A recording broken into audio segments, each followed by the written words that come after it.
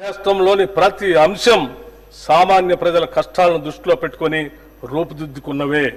మహాలక్ష్మి, రైతు భరోసా, గృహజ్యోతి, ఇందిరమ్మ ఇళ్లు, చేయూత కింద పెన్షన్లు పంపిణీ వంటి పలు పథకాలను ప్రభుత్వం ఇప్పటికే సమర్థవంతంగా అమలు చేస్తుంది.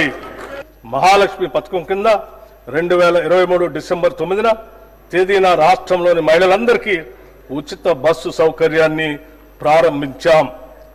నేటి వరకు రాష్ట్ర వ్యాప్తంగా 7,227 బస్సుల్లో 149.63 కోట్ల ఉచిత ప్రయాణాలు మహిళలు చేశారు. దీని ద్వారా 5,595 లక్షల రూపాయలు మహిళలకు కూడా ఆదా అయింది.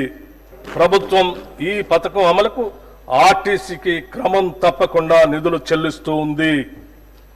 మహాలక్ష్మి పథకంలో భాగంగా అర్హులైన మహిళలకు గ్యాస్ సిలిండర్ను 500 రూపాయలకే పంపిణీ చేస్తున్నాం. ఈ పథకం ద్వారా 43 లక్షల కుటుంబాలు లబ్ధి చేరుతూ ఉంది. లబ్ధిదారులు ఉపయోగించిన సిలిండర్లకు సబ్సిడీ కింద రాష్ట్ర ప్రభుత్వం 433 కోట్ల 20 లక్షల రూపాయలు చెల్లించింది. గృహజ్యోతి పథకం కింద 200 యూనిట్లకు లోబడి విద్యుత్తును వినియోగిస్తున్న వారికి ఉచిత విద్యుత్తుని అందిస్తున్నాము. ఈ పథకం కింద 50 లక్షల కుటుంబాలు లబ్ధి పొందుతున్నాయి.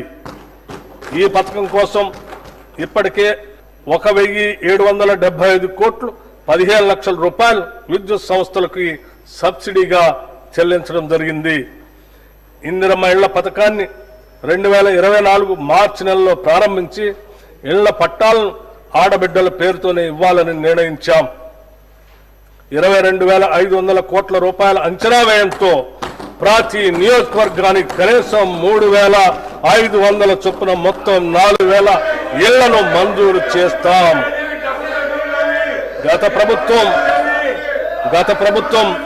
10 ఏళ్ల పాటు నిరుపేదలకు డబుల్ బెడ్రూమ్ ఇళ్లను ఇస్తామని ఆశలు రేకెత్తించి చివరకు నిరాశా నిస్పృహలనే మిగిల్చింది.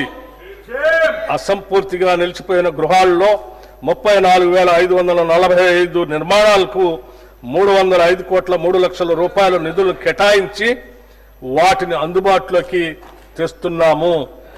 అంతేకాకుండా ఔటర్ రింగ్ రోడ్డును ఆనుకొని హైదరాబాద్ నగరం నలువైపులా శాటిలైట్ టౌన్షిప్లు ఏర్పాటు చేసి అల్పాదాయ మరియు మధ్య తరగతి వర్గాలకు అందుబాటులో ఉండే విధంగా గృహ సముదాయాలను నిర్మించే ప్రణాళిక రూపొందిస్తున్నాం. రాష్ట్రంలోని నిరుపేదలకు ఆరోగ్య భద్రత కల్పించే ధ్యేయంతో రూపొందిన రాజీవ్ ఆరోగ్యశ్రీ పథకాన్ని చేతిలో భాగంగా అమలు చేస్తున్నాం. ఈ పథకం కింద ఉచిత వైద్య పరిమితిని 5 లక్షల రూపాయల నుండి 10 లక్షల రూపాయల వరకు పెంచడం వల్ల దారిద్ర్య రేఖకు దిగువనున్న 90.10 లక్షల కుటుంబాలకి లబ్ధి చేకూరింది. పెరుగుతున్న వ్యవసాయ పెట్టుబడి కోసం రైతులు అప్పులు చేయక తప్పనిసరి పరిస్థితి ఏర్పడింది. గతంలో చేసిన అప్పు తీరితేనే రాబోయే పంట కాలానికి కావలసిన పెట్టుబడికి రుణం దొరుకుతుంది. మన రైతన్నలకు ఇచ్చిన మాటకు కట్టుబడి మా ప్రభుత్వం వారిని రుణముక్తులు చేసింది. వారికి 2 లక్షల లోపు రుణాలను మాఫీ చేసింది. ఇప్పటి వరకు 25.35 లక్షల మంది రైతులకు 20,616 కోట్ల 89 లక్షల రూపాయలు రుణమాఫీ చేశాం. దీనివల్ల రైతులు మళ్లీ వ్యవసాయ రుణాలు పొందటానికి మార్గం సుగమమైంది. పెట్టుబడి సాయంగా మా ప్రభుత్వం 2025 జనవరి 26వ తేదీన తెలంగాణ రైతు భరోసా పథకాన్ని ప్రారంభించింది. ఈ పథకం కింద రైతులకి ఏడాదికి ఎకరానికి 12,000 రూపాయలు అందుతాయి. ప్రజాధనం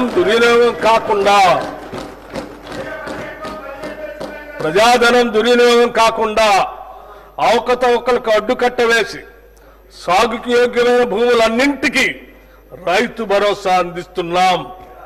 క్షేత్రస్థాయిలో సర్వే చేసి గ్రామ సభల్లో ధృవీకరించి సాగుకు యోగ్యం కాని భూమిని గుర్తించడం ద్వారా ఈ వృధాన్ని అరికట్టాము.